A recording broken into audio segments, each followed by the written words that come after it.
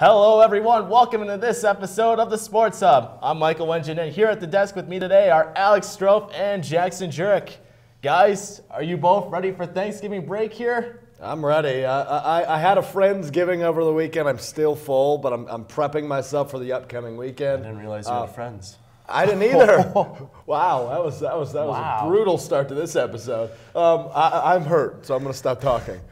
I'm just ready to eat some food. That's what I'm ready for. So that's all I'm looking forward to and seeing my family. Well, we got a full plate here on today's episode of the Sports Hub, as we're going to be talking about the Packers' terrible game against the San Francisco 49ers, the Badgers win and preview their matchup versus Minnesota, and do some buy or sell.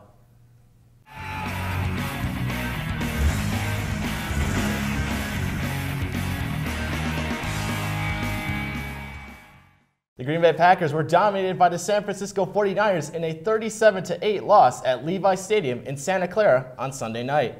In a similar narrative to their loss several weeks ago against the LA Chargers, the Packers offense failed to show up in the first half as they trailed 23-0 at the break.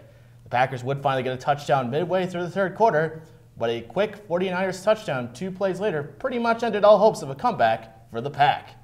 Guys, what did the loss show us about the Packers last night? Jackson, you had a smile on your face earlier when we came in about the Packers, but what do you guys think about this loss? I think it answers several questions, right? It answers that San Francisco is exactly that threat that they thought maybe they could be now at 9-1, and it answers the question about the Packers right now. Now, this isn't overall looking at January and February, but the Packers aren't there yet, and that's clear as day after last night's horrible performance. 37-8 is your final.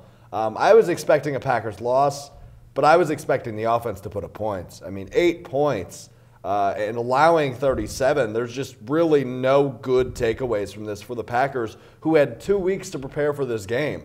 So it's really, really sad ultimately because the hopes were so high for the Packers, right? They're 8-2. They're right in the mix of the NFC. They look like the offense is revitalized. They look like the defense finally has some pieces in order to make a run. And now you get this. And what do you take away with this is the sad reality that maybe, again, it's not a year for the Packers. There's still time. There's still things to be fixed that can be fixed before it's really crucial come January. But right now, as we stand at the end of November, this is not ideal for the Green Bay Packers. Yeah, I think you hit it there. They had 2 weeks to prepare for this game. Big primetime game gets flexed to Sunday night, and that's the performance you get. Just not what you want if you're a Packers player, coach, or fan, having 2 weeks to prepare, and the game plan just wasn't there. I think you had a lot of time to prepare for this, and you just didn't do it. And talking about it with you guys earlier, the timing just wasn't there. Aaron Rodgers seemed every throw was just off.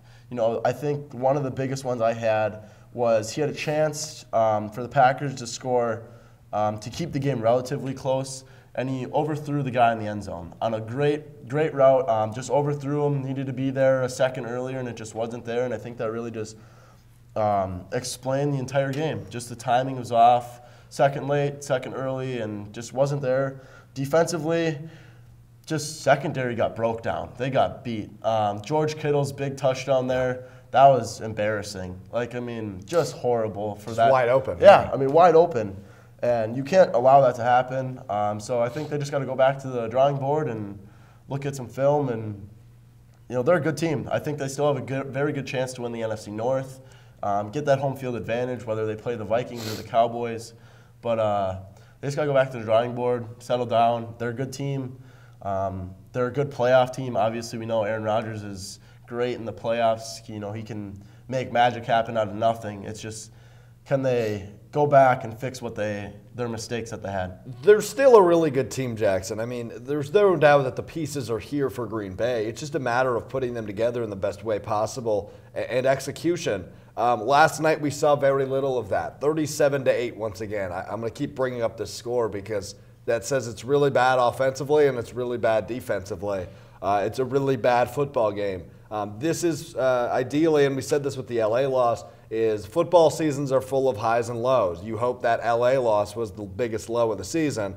Well, now that's been replaced as the biggest low of the season with the San Francisco loss, because there was seriously nothing you can take away from this and say, oh yeah, they did that pretty well. Unless we're looking at minute details and maybe some execution on plays. But overall, yesterday was something you are not proud of and that you want to throw completely in the trash bin moving forward. So what do they have? About 6 games left.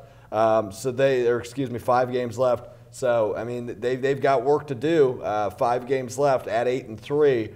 You want to win as many of those as you can, and their schedule is easy enough to win a couple of games, but it's all going to come down to that battle with Minnesota. Yeah, that's a big game. Before we get to that, I think like the biggest thing was they looked horrible in the first half, and they didn't make any adjustments to come out in the second half. Yep. Like, yeah, you're down 23-0. No one really comes back from that, but you could have put up some points. You know, show a little bit of effort. There was just none. Like, nothing came of that second half where you can maybe take away something like, hey, look at the adjustments we made from the first half to this half. Okay, let's keep doing that for the rest of the season. There wasn't anything to build off of. And I think that's the biggest thing. And looking at their schedule, maybe that's the thing they need to work on, is just beating those teams that they should beat, not getting ahead of themselves and not looking too far into the schedule against the game against Minnesota, but just simplifying their game, beat the teams they know they can beat, they should beat. Obviously, this game was going to be good, but it wasn't. So I think they just need to go back, settle down, be the Packers that we've seen them before, and play good football, which we all know they're capable of doing. It's just, are they going to be able to do that come playoff football time? Yeah, looking back at last night, you mentioned kind of the level of foundation that we're lack of, rather. And outside of that one scoring drive, there really was nothing in that second half. Davante Adams obviously led a huge spark there in that second half with that drive. But again, 2 plays later, then San Francisco is all over your defense and back in the end zone. So that kills any sort of momentum you even attempt to spark with that Davante Adams touchdown and 2-point conversion. So again, as you mentioned, the foundation was very minimally laid, and there was just nothing to build off of, and that has to change moving forward. I imagine it will, but it has to, because last night cannot happen again for Green Bay. Yeah, I mean, you're absolutely right. They're going to have to play good football, and it'll be a good test, and it'll be a great game against the Vikings, hopefully, and hopefully both teams come to show up so that we can enjoy that one. Well, you guys touched on a lot of great points, and we're going to see some really intense football here in the last 5 weeks, as we'll talk about that here later on. The Packers suffered their 3rd loss of the season and fall to 8-3. They'll travel to the Meadowlands to face the New York Football Giants on December 1st. Now, year to year, the NFC continues to be the tougher conference to win in from time to time. Let's take a look at the top teams in the NFC. While the Patriots continue to be the top team in the AFC with a 10-1 record, the 49ers, with their win last night, are now 10-1, and 2 teams are tied for second in the NFC at 9-2. Guys, with only 5 games left in the season, how crazy will things get as teams try to fight for one of the top 2 seeds in the NFC? Yeah, in the NFC particularly, you looked at teams like the Saints, the Seahawks, the 49ers, and even the Packers and Vikings, who are all still pretty much in it. It's really fun at the top, isn't it? The 49ers, they look good. That was their first really huge home run win, and not only was it a home run win, it was a home run domination for San Francisco. So they're for real. I don't see them slipping, but the Seahawks are hanging tough with them, and that's divisional football. So the winner of that division is probably going to be the top seed in the NFC. While I think the Saints probably grabbed that second one. But again, it's still up in the air with Green Bay and Minnesota still creeping and 5 weeks left to play. It's a lot of fun, to answer your question in short. Yeah, I think that you hit it. It'll be San Francisco or the Seahawks to get that first seed, and then the Saints with the second seed. I don't see much changing except for, maybe home field flipping, maybe the Vikings. Right now it's Vikings, Packers, Seahawks, Cowboys. Maybe that'll switch up a little bit, but I don't really see it much changing with the schedules that these teams have. It'll be good playoff football if, Vikings, Packers to start off the wild card round, and Dallas and Seahawks. Both of those games could be very well played, and then that sets up some good divisional matchups. So we'll see how it goes, but should be an exciting 5 last weeks here. Yeah, in the AFC, I doubt anybody's catching New England. It seems like they've kind of had that #1 seed locked up since I was a child. But here they are again at 10-1, and they're playing some of the best football we've seen them play. Maybe the best defense we've seen, maybe in a decade and a half under Belichick. So exciting time for New England as well, who I think have a really, really strong chance of getting back to the Super Bowl and ultimately hoisting the Lombardi Trophy. Yeah, there's a good chance we actually might see a wild card team with 12 wins. You know, unbelievable divisional races between both the Vikings and Packers, and of course the Seahawks and 49ers, as you mentioned, Alex. As we're going to take our first time out here on the Sports Hub, but when we come back, we'll talk about the Badgers' win over Purdue on Saturday and preview the big season finale. This is the Sports Hub on SBTV.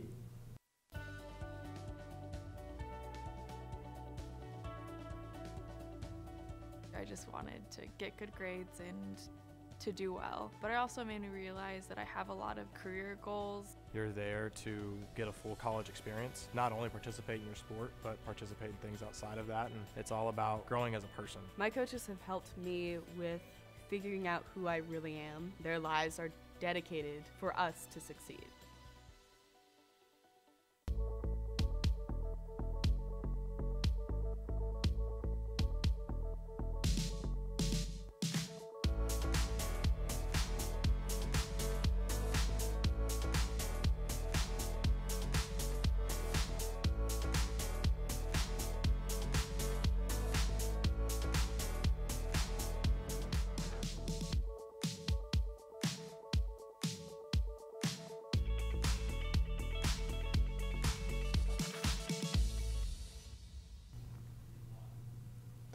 Welcome back. The Wisconsin Badgers defeated the Purdue Boilermakers 45-24 in their home finale on Saturday at Camp Randall.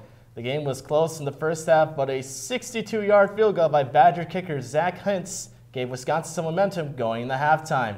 In what might have been his final game at Camp Randall, running back Jonathan Taylor rushed for 222 yards, which was highlighted by a 51-yard touchdown run to the house.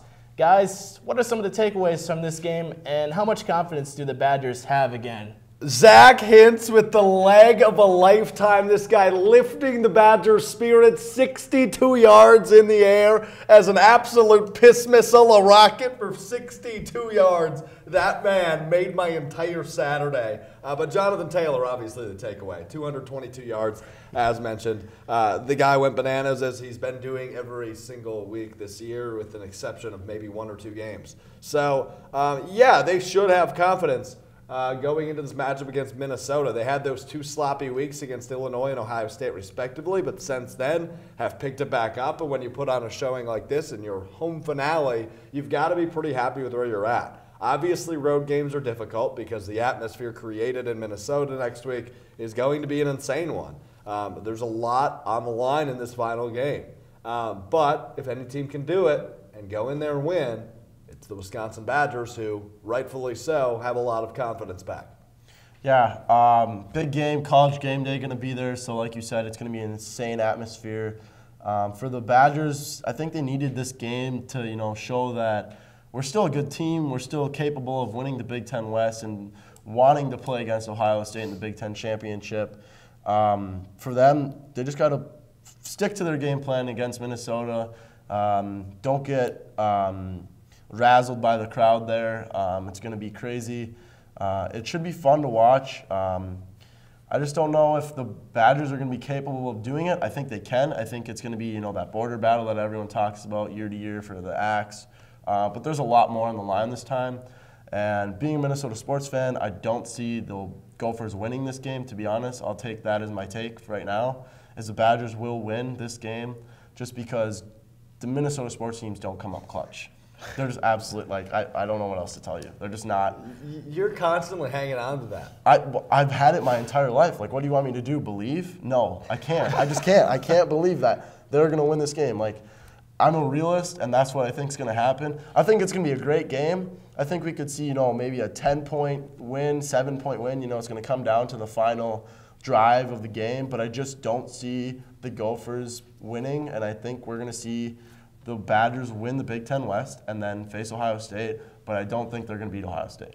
Yeah, as mentioned, this year between Minnesota and Wisconsin, not only for Paul Bunyan's ass, but also for the Big Ten West title game, a date with Ohio State in the Big Ten championship. So I guess when you look at this, I agree with you. I think Wisconsin's probably the better team looking in. You use the word razzled, and I think that's how you can best describe what Minnesota's look like these past couple of weeks, right? They had that big win over Penn State, and now they've kind of been all over the place. We're not sure what to expect out of the Gophers, right?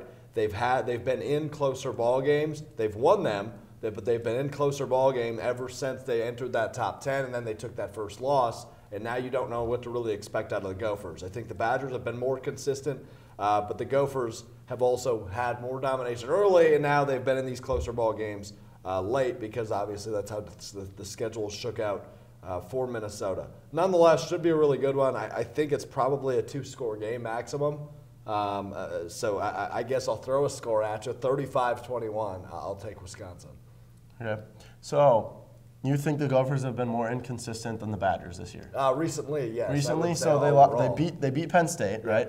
They lost to Iowa. Yeah. They were not favorites. They were 4.5-point favorites. They lost by 4 points, and then they beat Northwestern. So I mean, you weren't the favorite. You lost. You were expected to lose. I mean, maybe not expected. You know, maybe you were expected to win that game, but you weren't the favorite. And then they beat Northwestern, and Wisconsin lost to Illinois. Obviously, that was a long time ago. Yeah. We don't even remember that because you guys were just, I don't even know the word to describe what you guys felt, because I mean, I guess bitter disappointment. Yeah, but I've been feeling that my entire life with these sports teams. So if I had to give you a score, I would say 28-24. Okay, so close. Close game. But you're still on Wisconsin? I'm still on Wisconsin. On Wisconsin. Bring the axe home. Yeah. Well, at least he's a realist, right? Yeah. Well, I mean, the both of you actually just kind of like just completely just jumped the script. Actually, you guys have already kind of started talking about the Big Ten West matchup here. You know, we're all looking forward to this game here on this upcoming Saturday, the season finale between Minnesota and Wisconsin. Not only for the Paul Bunyan Zacks, but also for the Big Ten West title and a date with Ohio State in the Big Ten championship game.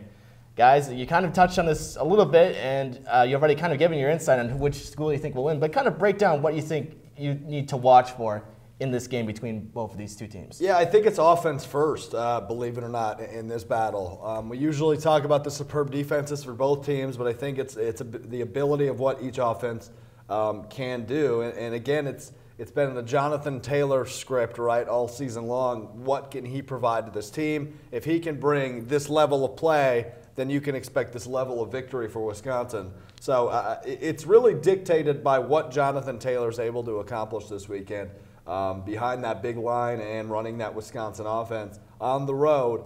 So as always, you got to keep an eye on number 23.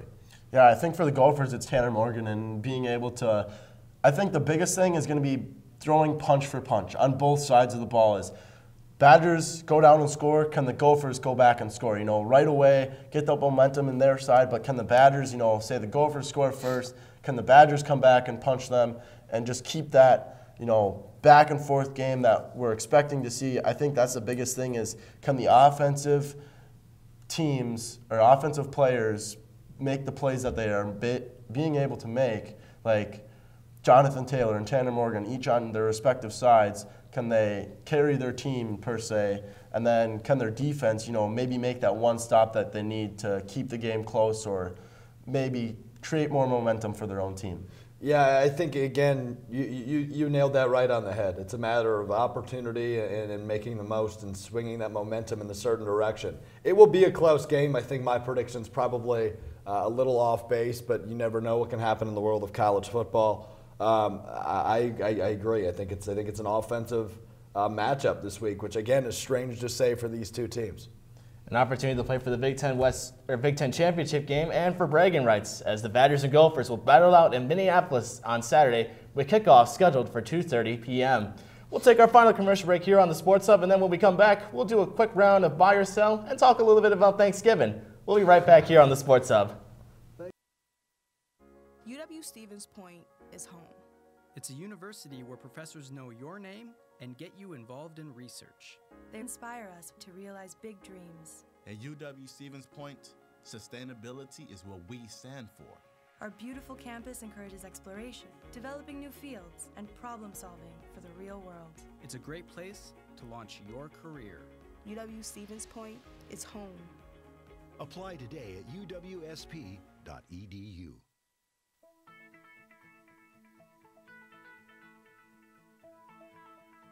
College has given me the flexibility to pursue my passions and my interests, and I've recreated my identity for myself aside from just being an athlete. My greatest personal discovery has been that I am capable of doing things that I didn't know I was capable of doing. To be able to study what I wanted to and continue to play the sport I love, all of those things came together very nicely in one package in Division III.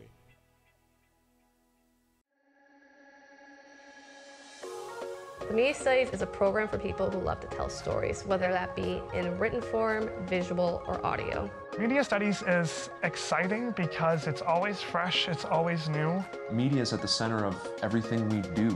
More and more people are asked to engage with media and use media. Our program really provides students with skills and techniques to be better prepared for that in the future.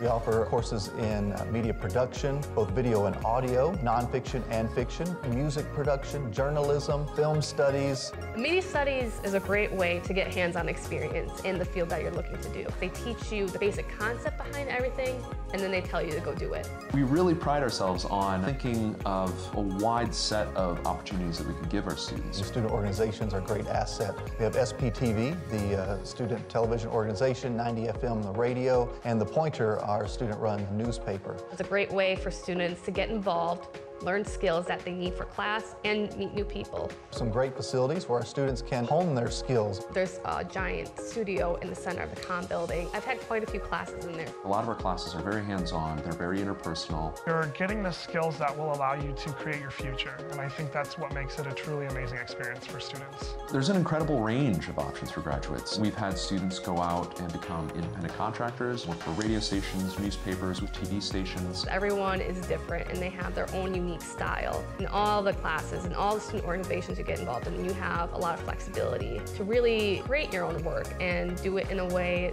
that means something to you. We're excited to see what students are making and what they want to make, and how we can help students get from where they are to where they want to be. I'm in a video production class that's teaching me how to film documentaries. I'm also in a screenwriting class, and I get to learn how to write movies. So I'm doing all these different cool things, and I love it every day. Welcome back into the show. We got some time. We'll start off with some buy or sell first. First one, the Bucks will go with win their 8th straight game tonight. Buy or sell?